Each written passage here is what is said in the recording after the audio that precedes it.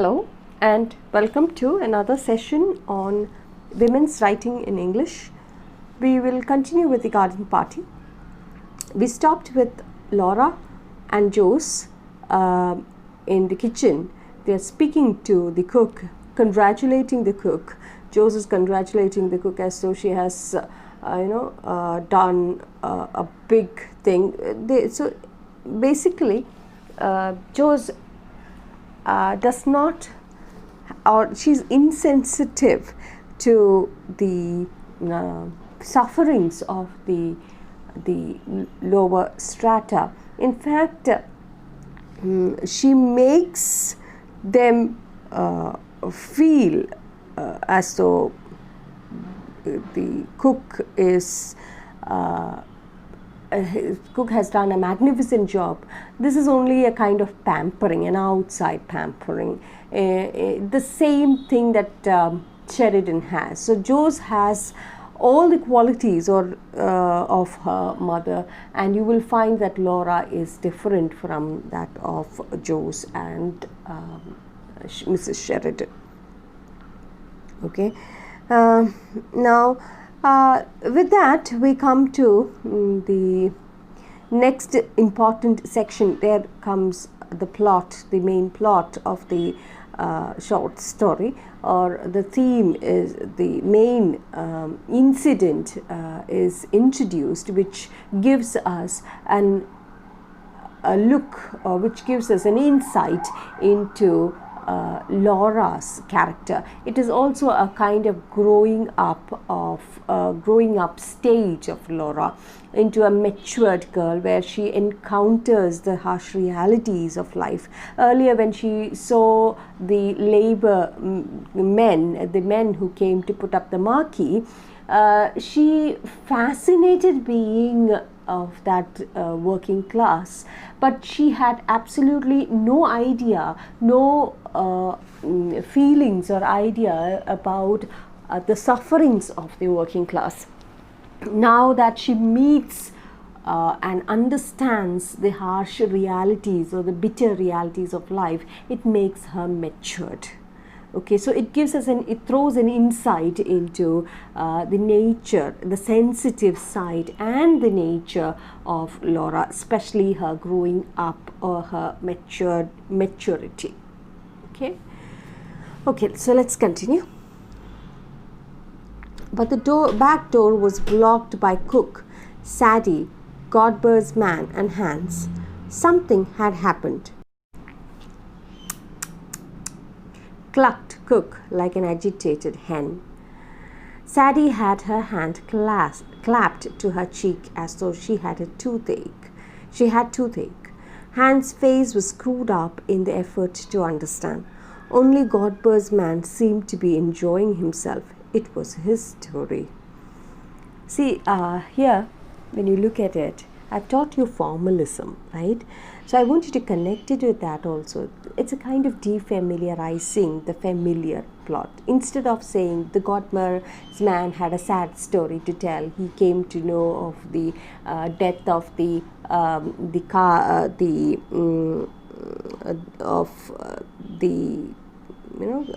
cartman, and thus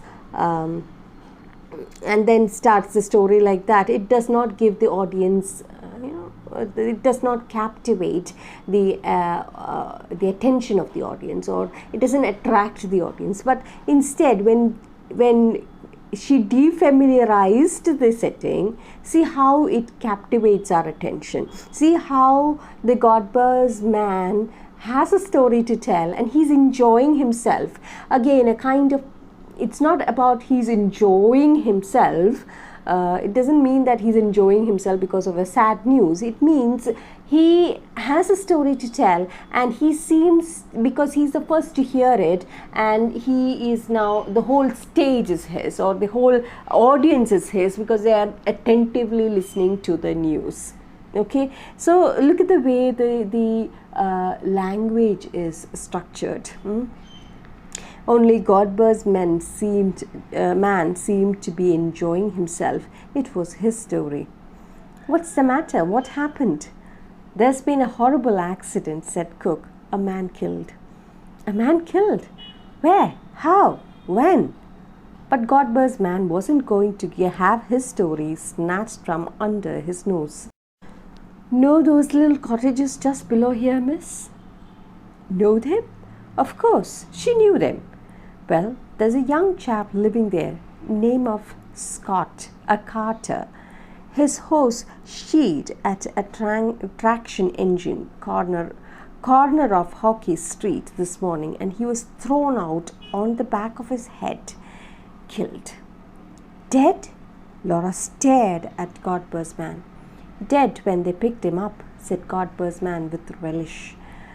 They were taking the body home as I come up here, and he said to the cook, he's left a wife and 5 little ones. Jos, come here. Laura caught hold of her sister's sleeve and dragged her through the kitchen to the other side of the green baize door. There she paused and leaned against it. Jos, she said, horrified, however are we going to stop everything? Stop everything, Laura? Cried Jos in astonishment. What do you mean? Stop the garden party, of course. Why did Jos pretend? But Jos was still more amazed. Stop the garden party, my dear Laura? Don't be so absurd. Of course we can't do anything of the kind. Nobody expects us to. Don't be so extravagant. But we can't possibly have a garden party with a man dead just outside the front gate. That really was extravagant, for the little cottages were in a lane to themselves at the very bottom of a steep rise that led up to the house. A broad road ran between. True, they were far too near. They were the greatest possible eyesore, and they had no right to be in that neighborhood at all. They were little mean dwellings, painted a chocolate brown. In the garden patches, there was nothing but cabbage stalks, sick hens, and tomato cans. The very smoke coming out of their chimneys was poverty-stricken. See the language? Little rags and shreds of smoke, so unlike the great silvery plumes that uncurled from the Sheridan's chimney. Washerwomen lived in the lane, and sweeps, and a cobbler, and a man whose house front was studded all over with minute bird cages. Children swarmed. When the Sheridans were little, they were forbidden to set foot there because of the revolting language and of what they might catch. But since they were grown up, Laura and Laurie, on their prowls, sometimes walked through. It was disgusting and sordid. They came out with a shudder. But still, one must go everywhere. One must see everything. So through they went. And just think of what the band would sound like to that poor woman, said Laura. Oh, Laura. Jos began to be seriously annoyed. If you're going to stop a band playing every time someone has an accident, you'll lead a very strenuous life. I'm very bit as sorry about it as you. I feel just as sympathetic. Her eyes hardened. She looked at her sister just as she used to when they were little and fighting together. You want to bring a drunken workman back to life by being sentimental, she said softly. Drunk? Who said he was drunk? Laura turned furiously on Jos. She said just as they had used to say on those occasions, I'm going straight up to tell Mother. Do, dear, cooed Jos. Mother, can I come into your room? Laura turned the big glass doorknob. Of course, child. Why, what's the matter? What's given you such a color? And Mrs. Sheridan turned round from her dressing table. She was trying on a new hat. Mother, a man's been killed, began Laura. Not in the garden, interrupted her mother. No, no. Oh, what a fright you gave me. Mrs. Sheridan sighed with relief and took off the big hat and held it on her knees. But listen, Mother, said Laura, breathless, half choking, she told the dreadful story. Of course, we can't have our party, can we? She pleaded. The band was everybody arriving. The band and everybody arriving. They'd hear us. Mother, they're nearly neighbors. To Laura's astonishment, her mother behaved just like Jews. It was harder to bear because she seemed amused. She refused to take Laura seriously.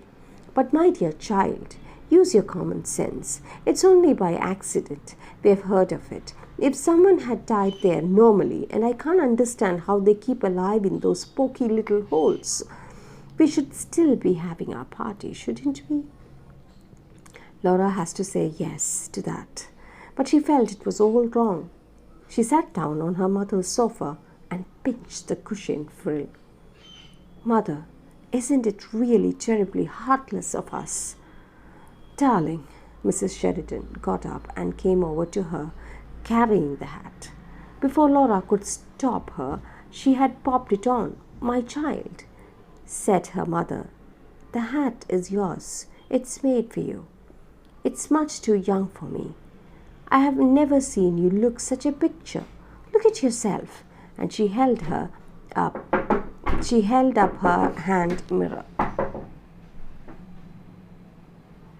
Look at yourself. And she held up her hand mirror. But mother, Laura began again. She couldn't look at herself. She turned aside. This time, Mrs. Sheridan lost patience, just as Joe's had done. You're being very absurd, Laura, she said coolly. People like that don't expect sacrifices from us. And it's not very sympathetic to spoil everybody's enjoyment as you're doing now. I don't understand, said Laura, and she walked quickly out of the room into her bedroom. There, quite by chance, the first thing she saw was this charming girl in the mirror, in her black hat trimmed with gold daisies and a long black velvet ribbon. Never has she imagined she could look like that. Is mother right? She thought, and now she hoped her mother was right. Am I being extravagant? Perhaps it was extravagant. Just for a moment she had another glimpse of that poor women and those little children and body being carried into the house. But it all seemed blurred, unreal, like in a picture in the newspaper. I'll remember it again after the party is over, she decided, and somehow that seemed quite the best plan. Lunch was over by 1:30, but 2:30 they were all ready for the fray. The green-coated band had arrived and was established in a corner of the tennis court. My dear, trilled Kitty Maitland, aren't they too like frogs for words? You ought to have arranged them around the pond with the conductor in the middle on a leaf. Speaking about the band. Laurie arrived and hailed them on his way to dress. At the sight of him, Laura remembered the accident again. She wanted to tell him.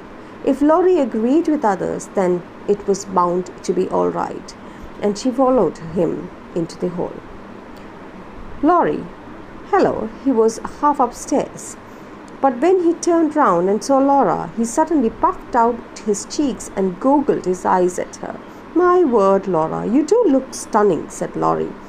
What an absolutely topping hat. Laura said faintly, is it? And smiled up at Laurie and didn't tell him, after all. Soon after that, people began coming in streams. The band struck up. The hired waiters ran from the house to the marquee. Wherever you looked, there were couples strolling, bending to the flowers, greeting, moving on over the lawn. They were like bright birds that had alighted in Sheridan's garden for this one afternoon, on their way to where?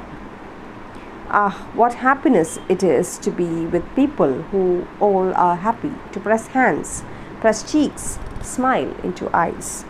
Darling Laura, how well you look. What a becoming hat, child.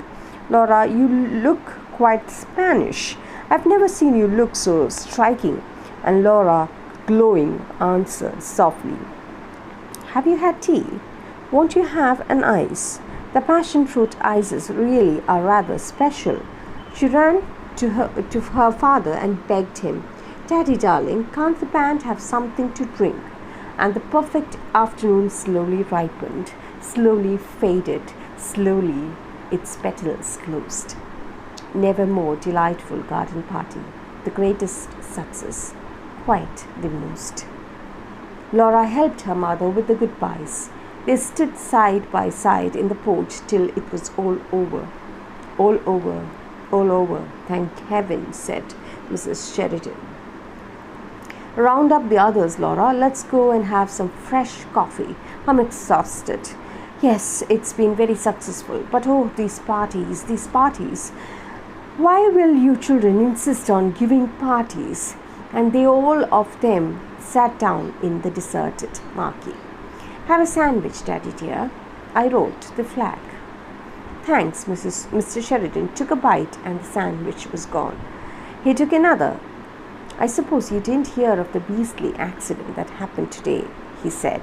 My dear, said Mrs. Sheridan, holding up her hand, we did.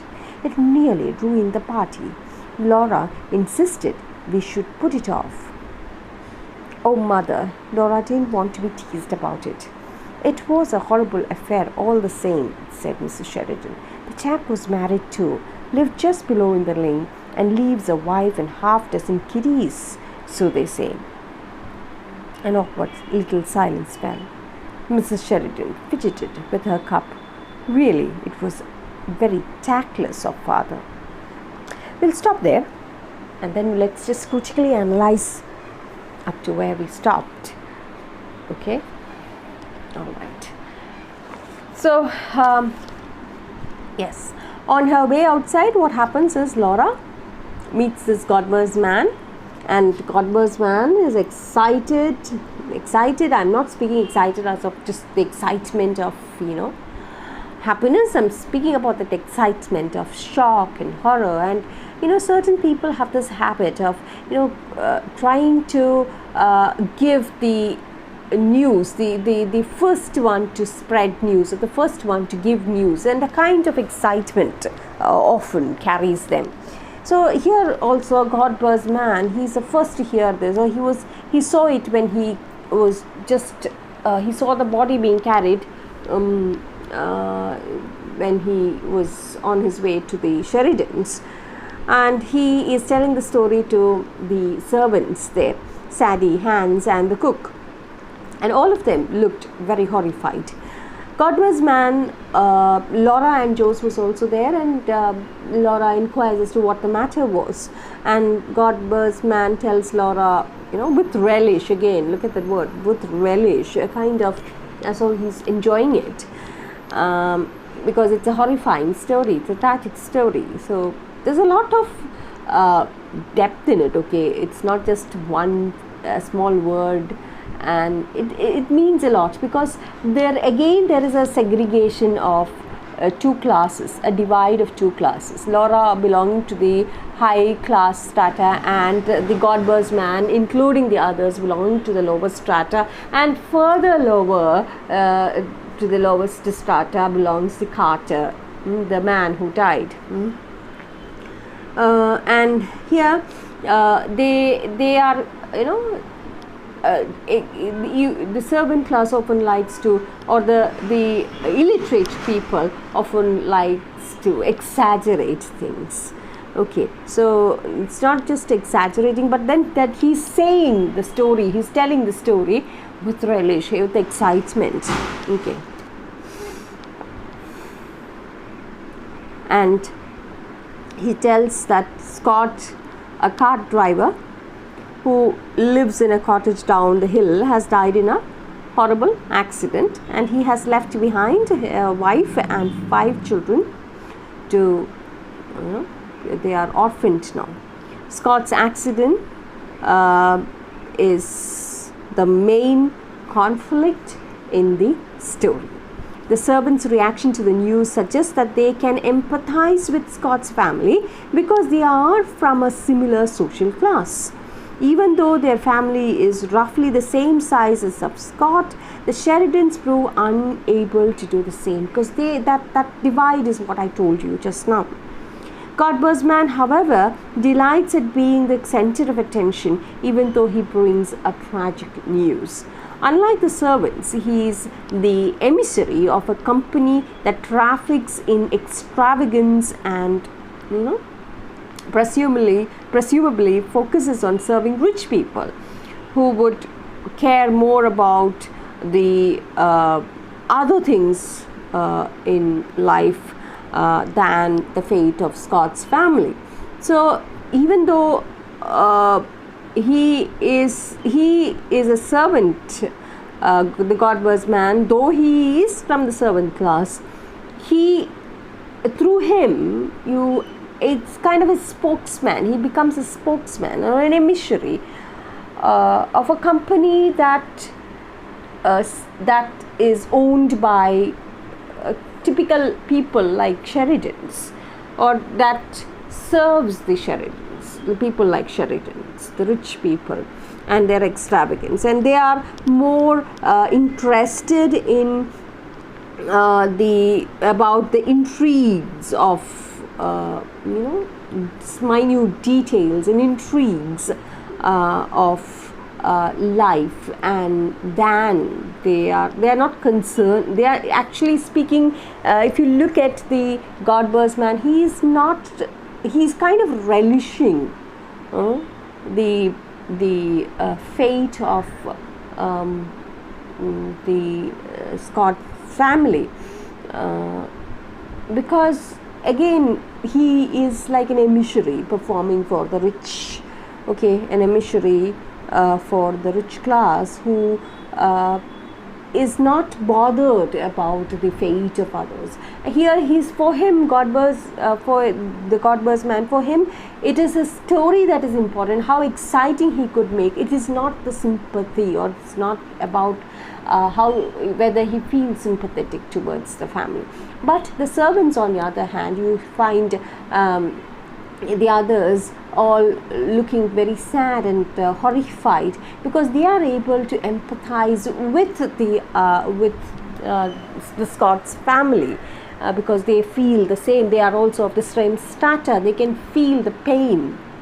So you should understand the difference between these two classes. Just like Laura, or just the opposite of Laura, in fact, Laura, though being of the higher strata, the Godber's man is just the opposite of, or behaves just the opposite of Laura. If Laura is a rich girl, she has a feeling for the poor or the lower strata of the society, whereas the Godber's man, being a poor man or being an employee of a rich baker or a bakery, he wants to be or behaves like the rich people, or he wants to be that kind of pomposity can be seen in him. Godber's man's identification with the rich overtakes his actual identity as a worker. Since he's working for the rich, sometimes he too feels the same. We can see such characters, such people in our real life society also. They may be the working class, or perhaps the driver of a particular family, a rich family, but he actually belongs to the lower strata of the society. Because he is associated with the rich, because he is seeing and he himself is enjoying certain luxuries, he feels and looks and behaves as though he is rich. So you can see that all in the reverse side of Laura in the Godber's man. So then Laura is really astonished. She is shocked and astonished by the news, and she takes Joyce aside, and she tells her that how on earth are they going to stop the party. Jo's is similar to Mrs. Sheridan. Jo's finds a suggestion that they cancel it, cancelling the party for the Scott is extravagant. She finds it absurd and extravagant. She behaves just like Mrs. Sheridan, Jo's. And then we have the narrator, Catherine Mansfield herself, explaining to us from the narrator's point of view. She tells us as to why they feel so, the reason they feel so. Mrs. Sheridan has always covered or protected her children from these people, these neighbors, especially the Scott, who is just a few of these. It's like a colony down. Okay, and these people, it's just a small bunch of few people, the Carter and few others, and they live in such horrible conditions and at the bottom of the hill, and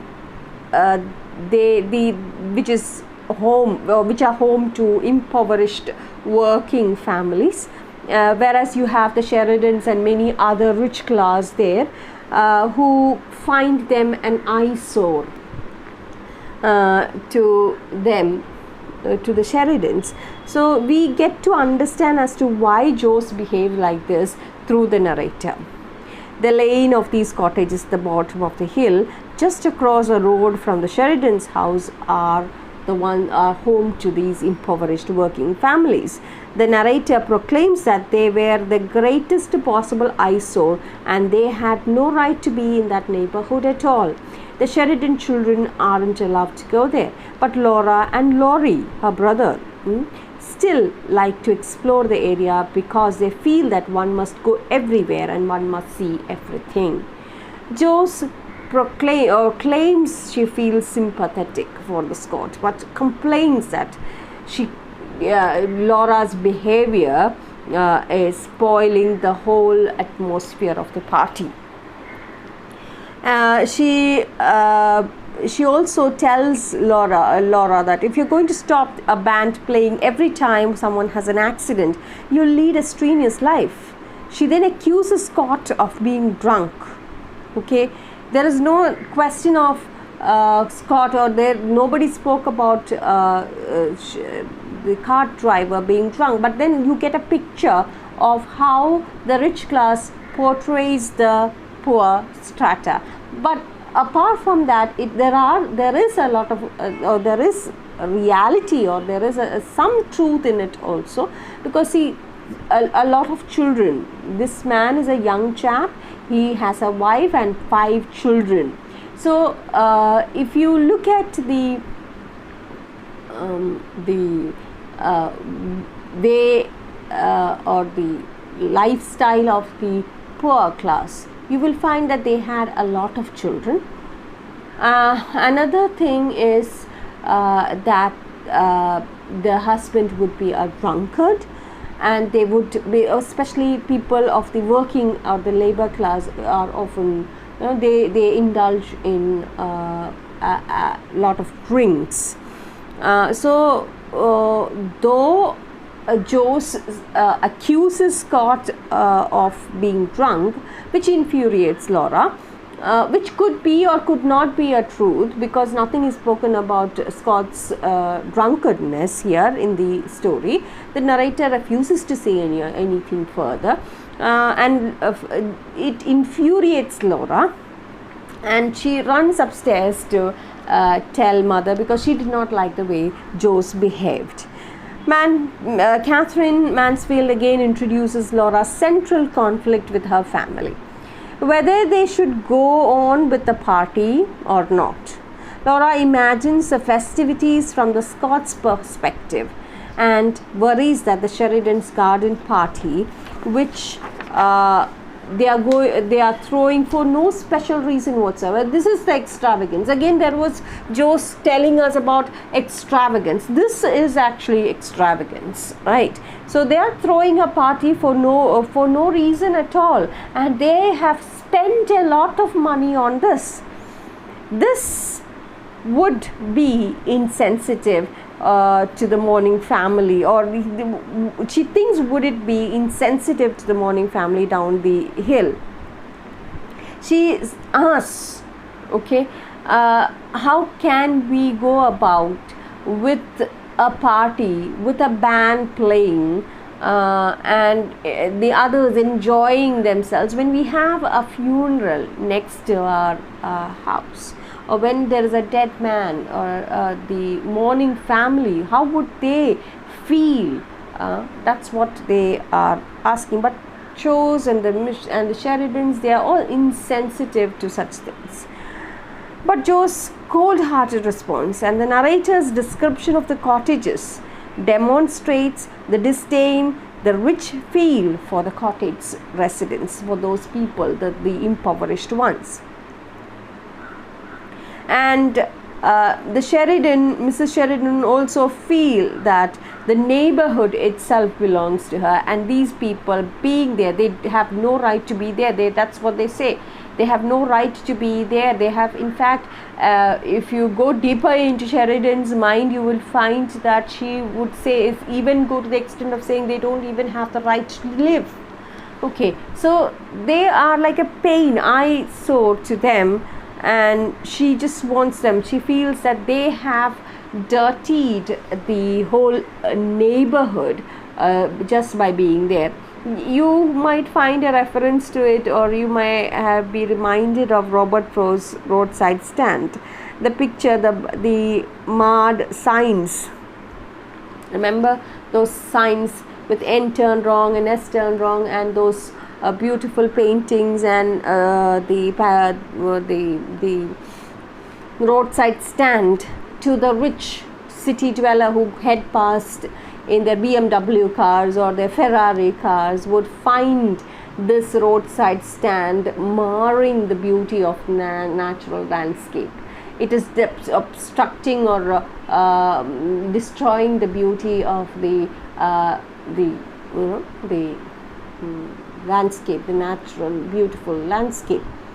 Again, is it the BMW cars or the Ferrari cars that is unfit in this beautiful natural rustic village area, or is it the roadside stand that is obstructing or unfit in this beautiful rustic village?